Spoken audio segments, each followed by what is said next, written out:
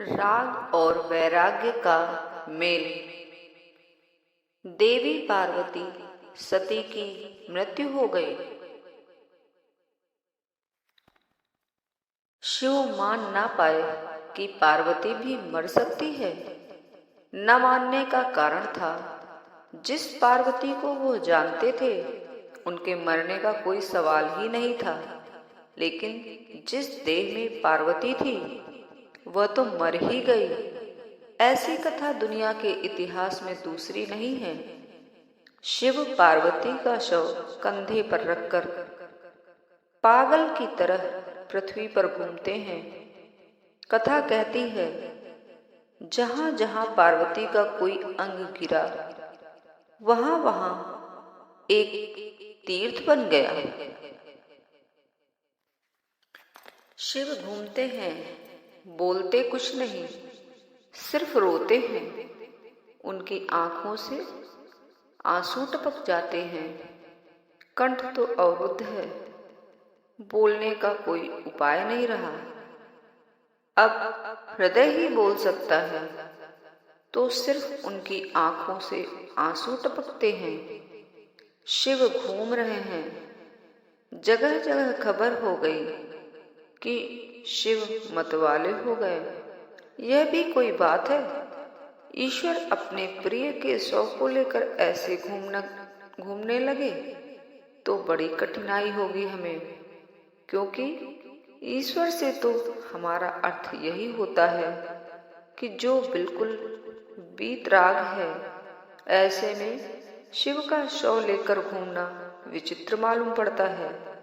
लेकिन शिव को समझना है तो हमें और तरह से सोचना पड़ेगा।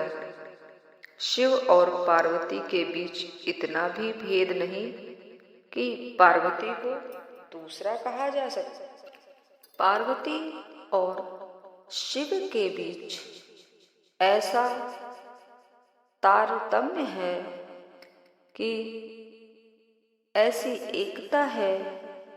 यह शिव स्त्री और पुरुष का एक ऐसा जोड़ा है कि हमें लगता है कि वह पार्वती का शरीर लेकर घूम रहे हैं, मगर उनका घूमना करीब करीब वैसा ही है जैसे एक हाथ बीमार हो जाए और इसे लेकर मैं घूमूं। क्या करूंगा? कोई फासला ही नहीं है। इसीलिए यह कथा अद्भुत है कि पार्वती के अंग जहां जहां गिरे, शिव के प्रेम और शिव की आत्मीयता की इतनी गहन छाया उनमें है कि उन स्थानों पर धर्म तीर्थ निर्मित हुए। ये धर्म तीर्थ निर्मित होने का अर्थ इतना है कि इन्हें हमें प्रेम तीर्थ कहना चाहिए। इतने गहन प्रेम में और ईश्वर की स्थिति का व्यक्ति दूर के दो छोर हैं, क्योंकि ईश्वर से हमारा मतलब यही होता है कि जो सब राग है इत्यादि से बिल्कुल दूर होकर बैठा है। इसलिए जैन या कोई और जो वैराग्य को बहुत मूल्य देते हैं, वे सोच ही नहीं सकते कि शिव के ईश्वरत्व की धारणा मानना कैसे ठीक है। इसका कारण है क्योंकि उसने जो प्रतीक चुना है ईश्वर के लिए वह परम वैराग्य है, लेकिन वह अधूरा है, क्योंकि तब संसार और ईश्वर विपरीत हो जाते हैं। संसार हो जाता है राग और ईश्वर हो जाता है वैराग्य।